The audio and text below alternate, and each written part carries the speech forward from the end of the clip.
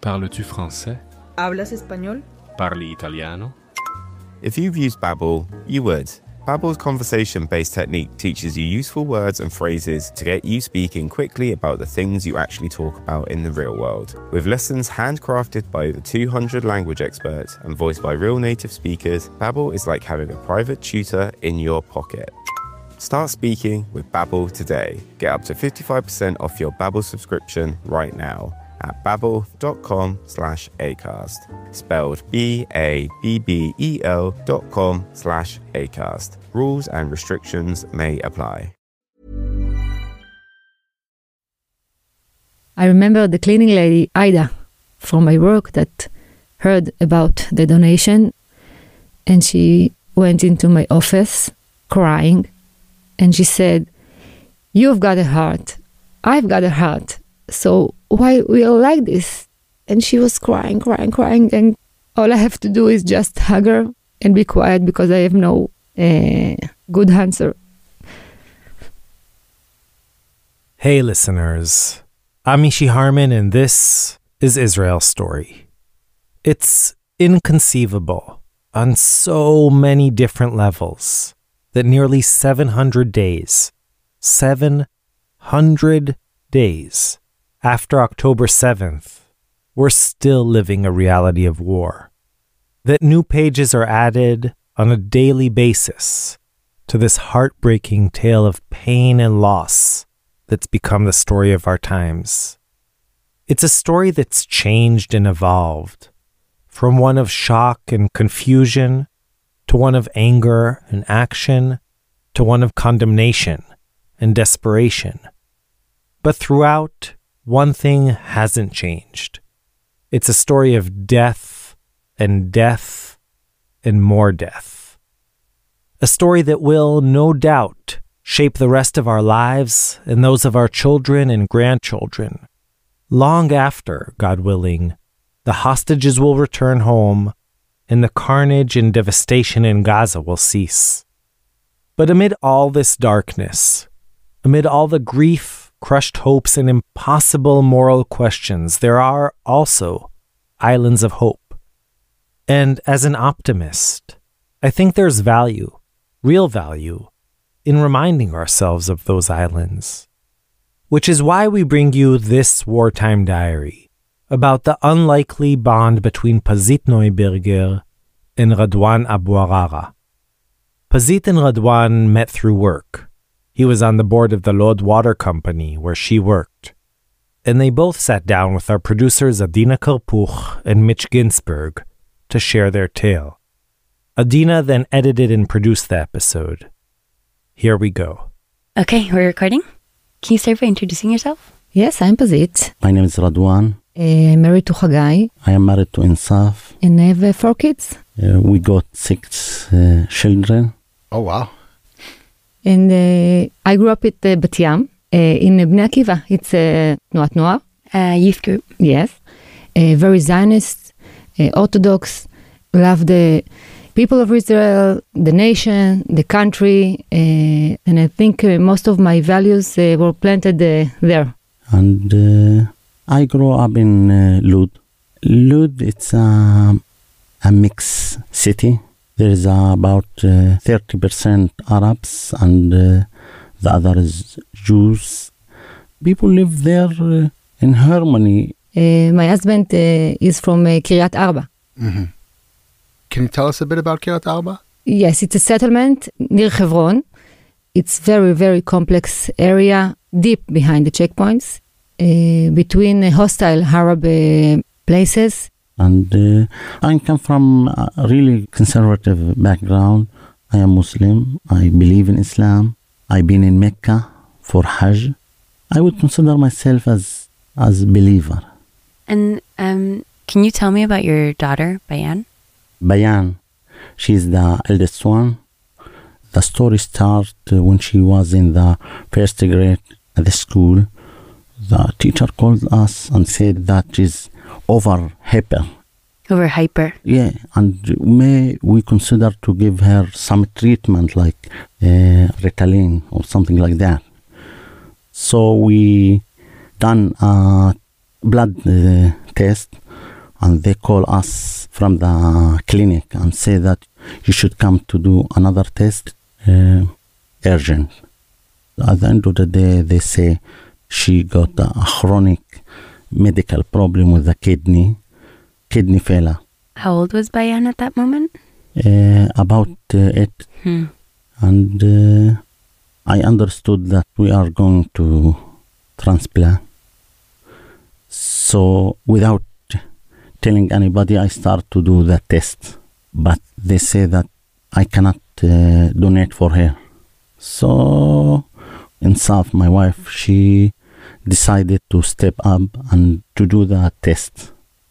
And fortunately, she was matched with her, and she donated to her the kidney, and everything started to get really well. So was she like back to herself? Yeah, she got a new life until the coronavirus.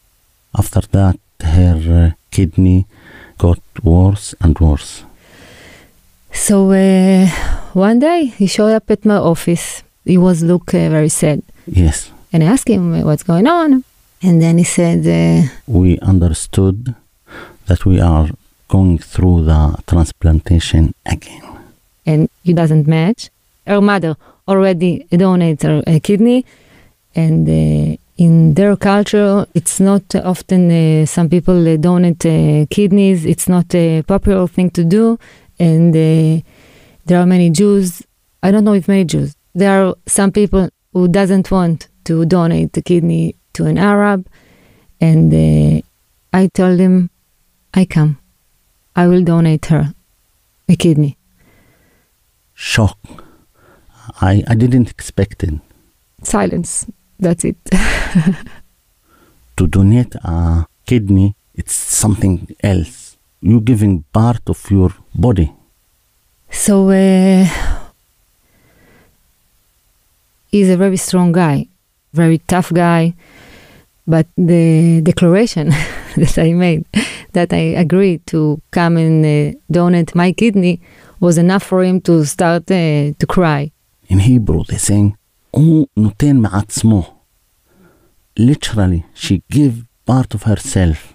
And when the test started, I need to make the appointment with all the clinics. One is in Jerusalem, one is in Ashdod, one is in Tel Aviv, one is in Petach Tikva. So it really depends on my energy and my motivation to do it. And at this time, they are waiting at home for me. And Bayan's condition getting worse. So it's all this journey was against the clock. So the summer passes. You're in the midst of doing all these preliminary tests. And then October 7th happens. Mm-hmm. What was that day like for you? The 3 of our family was murdered by the Hamas group. And they bring all the bodies some place near Ramle. And you met with Jewish, with Arabs who come looking for their relatives. The same day, in Simchat Torah, my husband got a phone call from the army, from his commander, that tell him that he had to go to the service, and he putting on his army uniform and drove away. He's doing his job. He's doing the job. Dealing with it.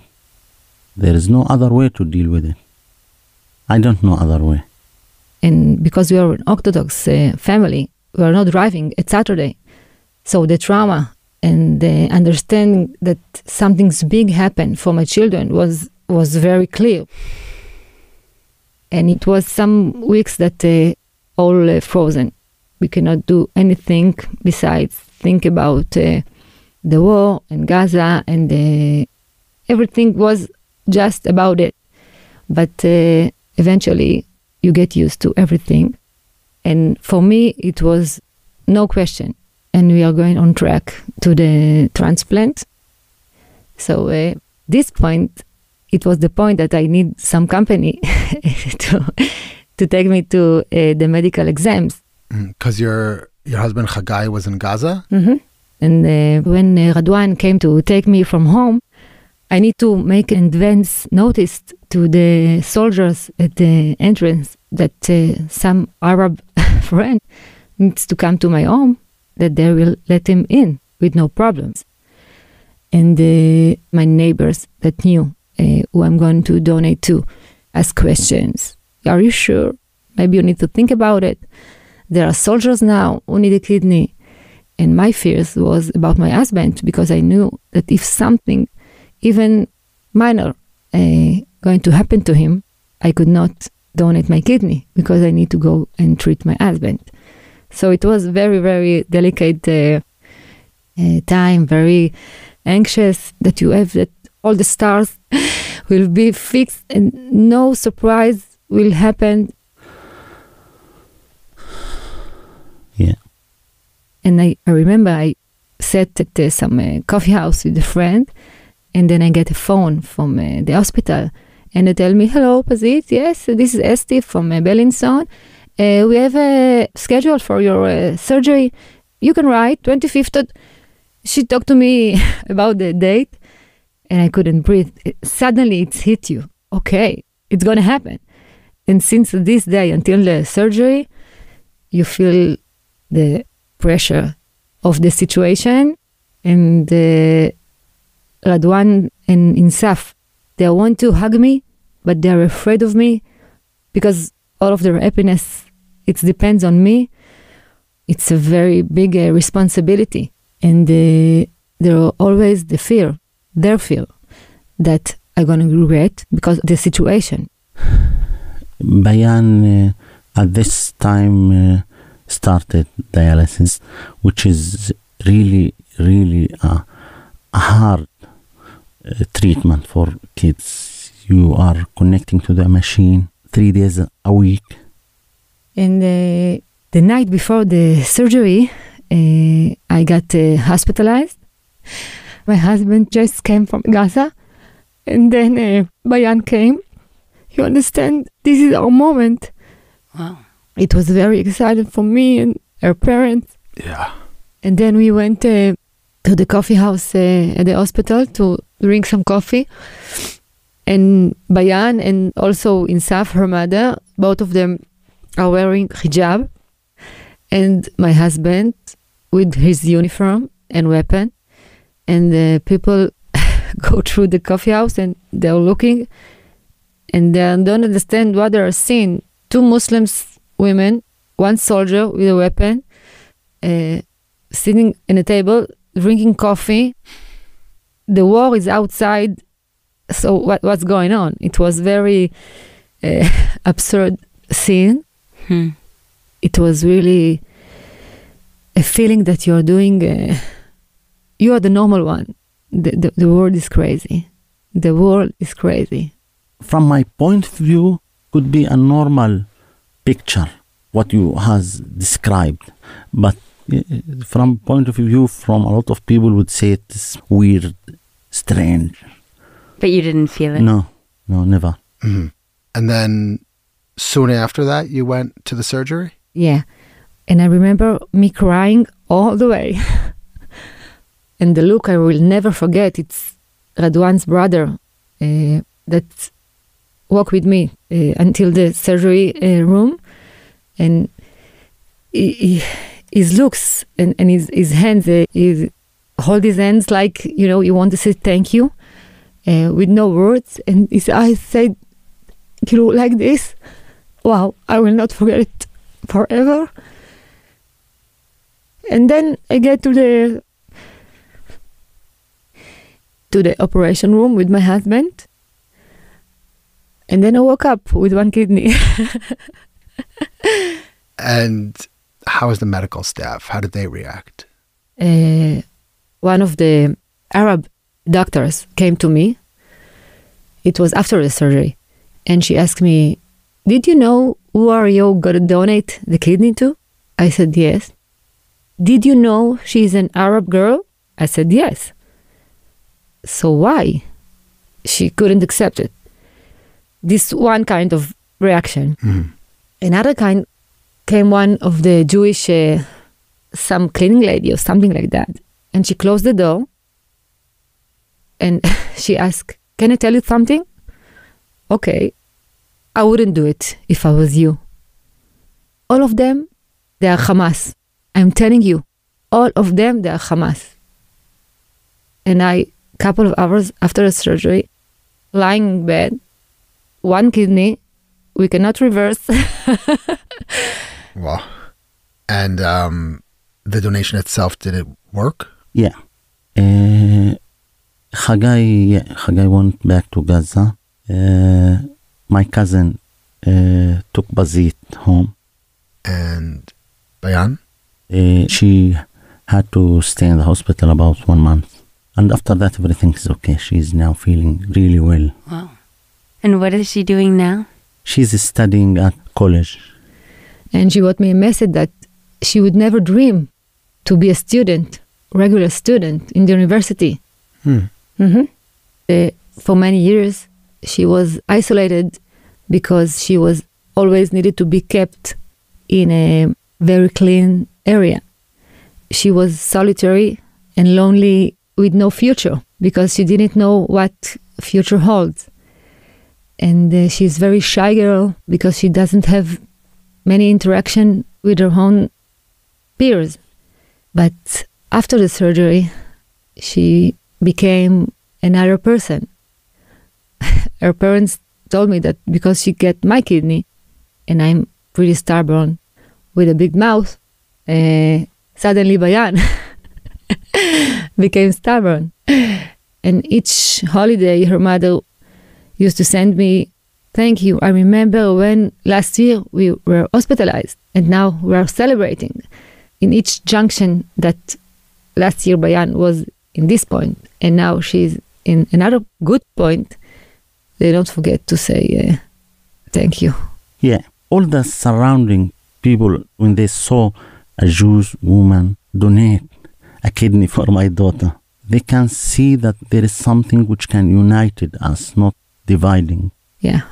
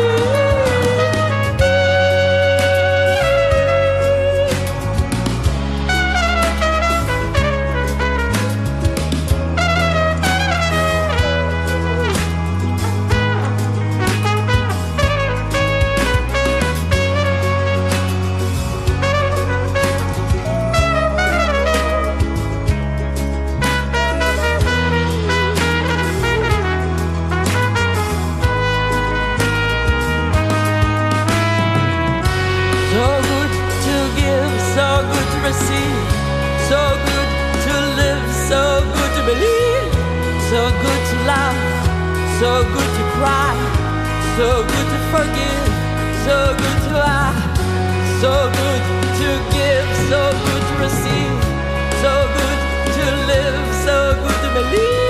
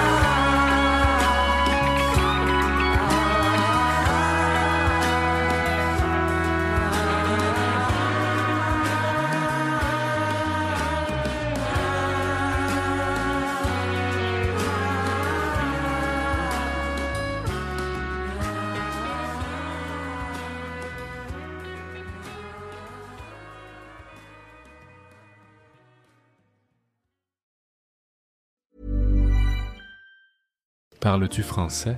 ¿Hablas español? Parli italiano? If you've used Babbel, you would.